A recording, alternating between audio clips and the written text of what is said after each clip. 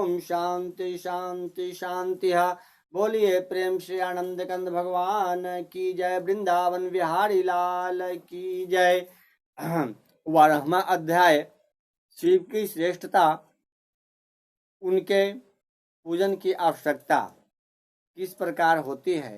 प्रत्येक जीव अपने अपने स्तर से श्री शिव भगवान सदाशिव की आराधना करते हैं, परंतु मनुष्य जीव को विवेक अधिक होने के कारण वो अधिक रूपों से पूजा अर्चना मनन चिंतन करते हैं। बोलिए आनंद कंद भगवान की जय। महाशिव पुराण रुद्र संहिता सृष्टि खंड 12वां अध्याय का ही कुछ अंश है।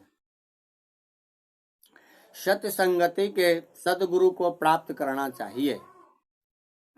जिस प्रकार मलिन वस्त्र में रंग बहुत सुंदर ही चढ़ता है, किंतु उसे भली भांति से धोकर स्वच्छ कर लेने पर पूरा रंग अच्छी तरह से चढ़ता है, उसी प्रकार देवताओं की विधिवत पूजा करने से जब निर्मल शरीर में ज्ञान रूपी रंग विधिवत चढ़ता है, तब जाकर उस ब्रह्म विज्ञान का प्रादुर्भाव होता है।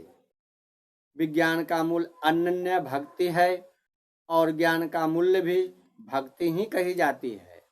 भक्ति का मूल्य सत्य कर्म और अपने इष्ट देव आदि का पूजन है और उसका मूल्य सद्गुरु कहे गए हैं और उन सद्गुरु का मूल्य सत्संगति है। सत्य गति से सद्गुरु को प्राप्त करना चाहिए। जैसे गुरु तो आप चाहें जिसे भी बना सकते हैं, परंतु आपका हार्दिक दिल गुरु बनाने के लिए जब उत्सुक हो जाए, जैसे आप धर्म स्थल पे जाते हैं, अपने स्तर से पूजा करते हैं, तो वहाँ अनेक प्रकार के विद्वानों की भीड़ों सी लगी होती है। उनमें से आपका आत्मा जिनके प्रति जाए, अच्छे लगे, कथा सुने, अच्छे अच्छे सत्कर्म कराएं, उनसे लगे आपको कि ये ब्राह्मण अच्छे हैं, मैं इनसे अपना चेला का महत्व पा सकता हूँ, तो आप उनको गुरु अपने स्तर से शुद्ध आत्मा से मान सकते हैं। परंतु जब वो सतगुरु आप अपने आत्मा के द्वारा निर्धारित कर लें, तो वो उनके अच्छे गुणों को आप अर्जित करें, चिंतन करें, मनन करें, धर्म करें और उनके जो अवगुण हैं उसे धारण ना करें। अवगुण धारण करने योग्य नहीं होते, गुण धारण करते हैं, सत्य गुण। इसीलिए तो भटकते भटकते धर्म स्थल पे जाते हैं लोग, अच्छे अच्छे विद्वानों के प्रति भावना को उजागर करते हैं और अपने सत्य संग में भी अपना आत्मा को लगाते हैं। कहीं लग जाती है तो अपना गुरु बना लेते हैं और गुरु के मार्गदर्शकों के द्वारा भगवान की प्राप्ति के लिए नए नए धार्मिक अनुष्ठान करने लगते हैं। तब उनको सद्गति मोक्ष की प्राप्ति है तो भगवान दर्शन ललायित हो जाते हैं। बोलिए आनंद कंद भगवान की जय। सत्य संगति से सद्गुरु को प्राप्त करना चाहिए। सद्गुरु से प्राप्त मंत्र से देव पूजन आदि सत्कर्म करने चाहिए, क्योंकि देव पूजन से भक्ति उत्पन्न होती है और उस भक्ति से ज्ञान का प्रादुर्भाव होता है। ज्ञान से परब्रह्म के प्रकाश विज्ञान का उदय होता है। जब विज्ञान का उदय होता है तब भेद बुद्धि स्वतः ही नष्ट हो जाती है। समस्त भेदों के नष्ट हो जाने पर द्वंद्व दुख भी नष्ट हो जाते हैं। द्वंद्व दुख से रहित हो जाने पर वह साधक शिव स्वरूप हो जाता है। हे देवर्षियों, द्वंद्व के नष्ट हो जाने पर ज्ञानियों को सुख दुख की अनुभूति नहीं होती और विहित अविहित का प्रपंच भी उसके लिए नहीं रह जाता है। इस संसार में ऐसा गृहस्थ आश्रम रहित प्राणी विरला ही होता है, जो गृहस्थ आश्रम में रह करके भी भगवान के प्रति और संसार से कोई लगाव न हो, ऐसा बिरला होते हैं। यदि लोक में कोई हो तो उसके दर्शन मात्र से भी पाप नष्ट हो जाते हैं। सभी तीर्थ देवता और मुनि भी उस प्रकार के ब्रह्ममय शिव स्वरूप परम ज्ञानी की प्रशंसा करते रहते हैं। वैसे न तो तीर्थ है, न मिट्टी और पत्थर से बने देवता ही हैं।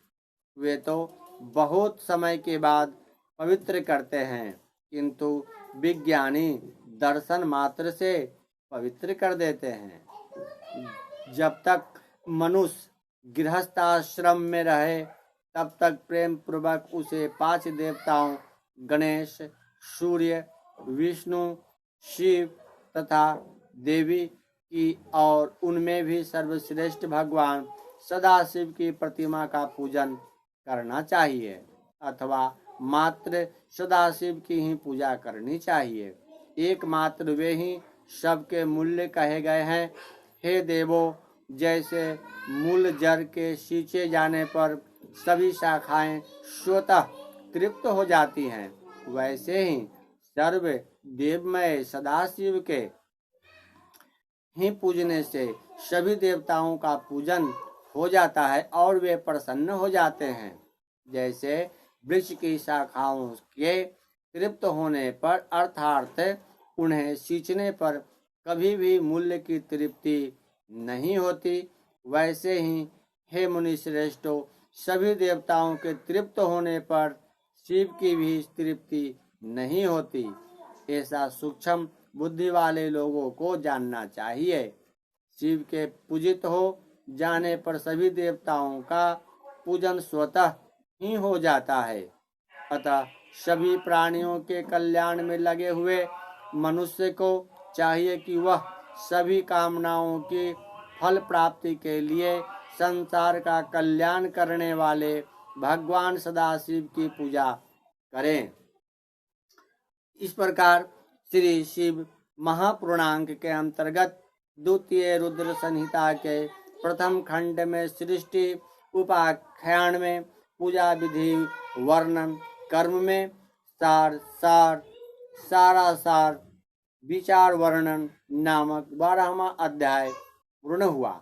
बोलिए शिव शंकर भगवान की जय। हर हर महादेव शंभु। हे जगत के जीवों, आप भी चिंतन मनन करने में तत्परता दिखाएं। इस श्री शिव महापुराण जो कथा आप लोगों को सुनाई गई या सुनाई जाएगी, आप श्रवण पान शुद्ध चिंतन मनन करें और मैं सरलता पूर्वक शब्द बाय शब्द शुद्धता को ख्याल रखते हुए और आपको अच्छी तरीका से मैं समझा सकूं, इस प्रकार का विवेक डाल दिया हूँ। आगे आपकी इच्छा भगवान के द्वारा बढ़ाई जाए, ऐसा मैं आशा करता हूँ। ओम नमः शिवाय।